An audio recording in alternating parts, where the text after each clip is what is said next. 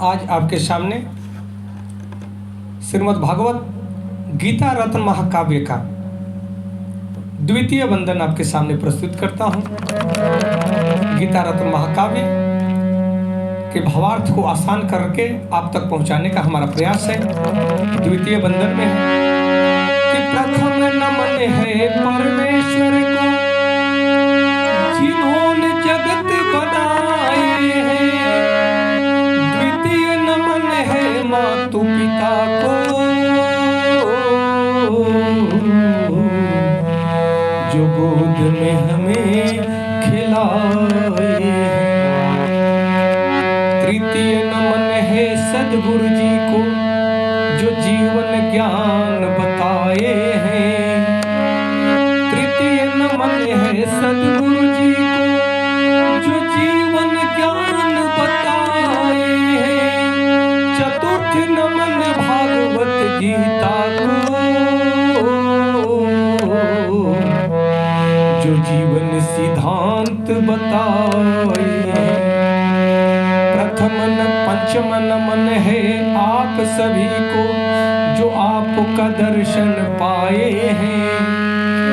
पंचम नमन है आप सभी को जो आपका दर्शन पाए हैं। त्रिभुवन नमन भारत भूमि को जहाँ ऋषि मुनि अमृत पाए हैं। त्रिभुवन नमन भारत भूमि को जहाँ ऋषि मुनि अमृत पाए। श्रीमद् भगवत गीता रत्न महाकाव्य में द्वितीय वंदन में मैं कवि के नाते मैं भगवत गीता के ही भावार्थ को द्वितीय वंदन में भी सजाने का प्रयास किया हूं कि हमारे वेद व्यास जी भी सर्वप्रथम माता पिता को नमन करते हुए, सभी ऋषि मुनि माता पिता को नमन करते हुए हर विद्या को आगे बढ़ाते हैं। इसलिए यह अत्यंत आवश्यक है कि प्रथम नमन है परमेश्वर को। और ये वंदन आप भी अपने प्रतिदिन अगर आप करते हैं, अपने प्रातः उठते के साथ में योगासन करें, प्राणायाम करें, ताकि आपका शरीर और मन स्वस्थ रहे। उसके साथ में आप ये वंदन करते हैं तो अत्यंत अद्भुत यह वंदन का प्रभाव आपके हृदय पर और मस्तिष्क पर पड़ता है। इसलिए हम रोज करते हैं, आपसे भी निवेदन करते हैं कि रोज करें।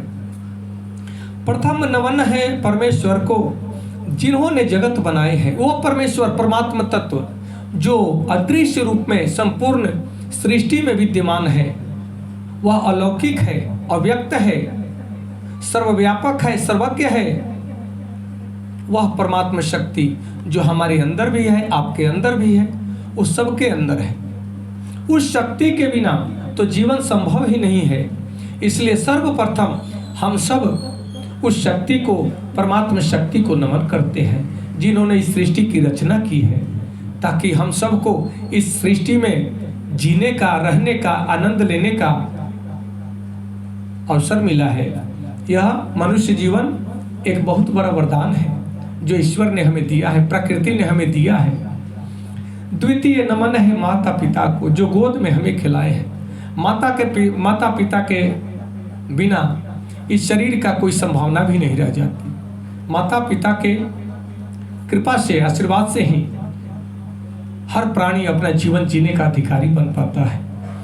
तृतीय नमन है सद्गुरु जी को जो जीवन ज्ञान बताए हैं। सद्गुरु के ज्ञान के बिना जीवन का औचित्य नहीं रह जाता। मनुष्य पशुवत जन्म लेता है, पशु वृत्ति मनुष्य में भी है, और कहा भी गया है कि मनुष्य भी पशु के समान है अगर उसके अंदर ज्ञान नहीं है तो। यहाँ पे बात आती है कि मनुष्य पशु से अलग कैसे है, पक्षी से अलग कैसे है। तो मनुष्य के पास भी 4 प्रकार की शक्तियां हैं जो मन की शक्ति है। मन इज पावर। लोग कहते हैं कि मन विनाश कराता है, परंतु मन सही रास्ते पे चले तो वही उत्थान कराता है, वही आपका मोक्ष दिलाता है। तो मन की शक्ति को जाने और मन के शक्ति के द्वारा मन के शक्तियों को उपयोग करने की विधि जो जान जाता है, भगवान कृष्ण कहते हैं कि हे अर्जुन, जो व्यक्ति काम, क्रोध, मोह, लोभ, ईर्ष्या, द्वेष, अहंकार, प्रेम, श्रद्धा, क्षमा, उपकार, ये सभी भावों को भली भांति समझ जाता है और उसका सही उपयोग करना जान जाता है, वही ज्ञानी है। तो गुरु जी के आशीर्वाद के बिना आपका जीवन में ज्ञान का पदार्पण नहीं हो सकता।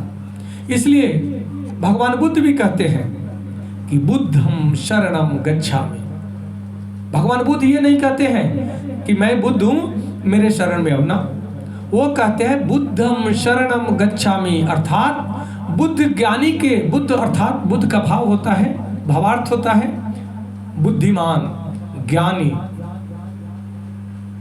तो भगवान कहते हैं कि सदगुरु के शरण में जाओ, जो ज्ञानी है उनके शरण में जाओ। बुद्धं शरणं गच्छामि। फिर कहते हैं कि धर्मं शरणं गच्छामि, अपने धर्म को जानो,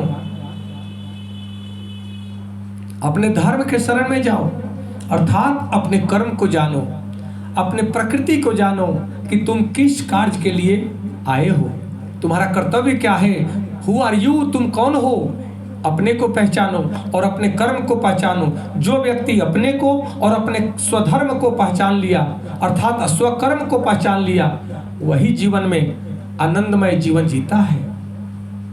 फिर भगवान बुद्ध कहते हैं कि संघम शरणम गच्छामि, अर्थात जब तुम ज्ञान की प्राप्ति कर लिए, जब तुम अच्छे कर्म कर रहे हो, अपने धर्म को जान लिए, तो अपने धर्म के स्वधर्मियों के साथ संगठन बनाओ, या तुम उस संगठन में जाओ, उस संगठन से जुड़ जाओ। संघम शरणम गच्छामि, और सच्चाई को, अच्छाई को हर क्षेत्र में फैलाने का प्रयास करो। यही हम सबका परम कर्तव्य है, क्योंकि जैसे सभी प्रजा का राजा पिता समान होता है, उसी प्रकार सभी प्राणियों का मनुष्य पिता समान है। अब मनुष्य का भी पिता समान परमात्मा है। इस भाव को, इस दायित्व को जो समझता है, वही सृष्टि में सामंजस्य बैठाने का, सबसे अपनापन बनाने का, सब में सौहार्द बढ़ाने का, सबका विकास करने का और सब में सुख शांति बढ़ाने का कार्य करता है। अन्यथा जो इस भाव को नहीं समझता, वह तो अपने ही लोगों को हड़प कर ही खाता है, राक्षसी प्रवृत्ति को अपना करके वह राक्षस बन जाता है। तो इस भावना को समझना अति आवश्यक है। चतुर्थ नमन है भगवत गीता को, जो जीवन सिद्धांत बन पाए हैं। भगवत गीता रत्न महाकाव्य को, भगवत गीता को पंचम वेद कहा गया है। 4 वेद और हमारे उपनिषद है, ये सबको आप पढ़ नहीं सकते, तो आप अगर पंचम वेद कहा गया है श्रीमद् भागवत गीता को, अगर इसका भी अध्ययन अच्छे से कर लेते हैं तो आपके हर समस्याओं का, जीवन की हर समस्याओं का इसमें समाधान मिल जाता है। फिर आप अपने अनुभव से अपने जीवन की समस्याओं का समाधान करने में सक्षम हो जाते हैं। और भगवान श्री कृष्ण कहते हैं कि हे अर्जुन, उस मनुष्य पर दया आती है जो अपने को जाने बिना और अपने जीवन की समस्याओं का समाधान किए बिना मृत्यु को प्राप्त हो जाता है। मनुष्य का कर्तव्य है कि इसी जीवन में वह अपने को जाने, आत्मा को जाने, परमात्मा को जाने, अपने स्वधर्म अर्थात स्वकर्म को जाने और अपने जीवन में आई हुई समस्याओं का समाधान करे। तभी उसका जीवन कल्याणकारी और वह अगले जन्म में श्रेष्ठ योनि को प्राप्त कर सकता है। पंचम नमन है आप सभी को जो आपका दर्शन पाए हैं। अकेले मनुष्य का कोई औचित्य नहीं है, कोई अस्तित्व नहीं है। अकेले मनुष्य कोई जीवन जी भी नहीं सकता है। इसलिए जब तक आप सबका आशीर्वाद न हो, जब मेरा साथ आपका साथ एक न हो, जब हम सब एक दूसरे को न चाहें, एक दूसरे से प्रेम न करें और एक दूसरे से आना जाना, खाना पीना, बात विचार न करें, तो हमारे जीवन का औचित्य नहीं रह जाता है। इसलिए हम सबका परम कर्तव्य है कि हम अपने जीवन को कैसे बेहतर जिए, ये हम सब सोच करके इसको आगे बढ़ें। यही हम सबका परम कर्तव्य है। और भारत भूमि को कोटि कोटि प्रणाम करते हैं, नमन करते हैं, क्योंकि इसी धरती पर हमारे आदिकाल से अनंत ऋषि मुनि ज्ञानी सद्गुरु भगवान देवी देवता अवतरित होते रहे हैं और अपने जीवन को उन्नत बनाते रहे हैं, समाज को संवारते रहे हैं। भारत भूमि की तरह ऐसा पवित्र, ऐसा अद्भुत, ऐसा दिव्य वातावरण विश्व में कहीं और आपको नहीं मिलेगा। इसलिए भारत भूमि को कोटि कोटि प्रणाम है। जिस राष्ट्र में हम रहते हैं, जिस पृथ्वी पर हम रहते हैं, उस पृथ्वी को हमें कोटि कोटि प्रणाम करते हुए, नमन करते, उसकी रक्षा सुरक्षा, उसके विकास का हर पल हमें ध्यान रखना चाहिए। तभी हमारा और आपका जीवन सुरक्षित, सफल और विकासशील हो सकता है। जय श्री कृष्ण, जय श्री राधे, जय जय श्री कृष्ण।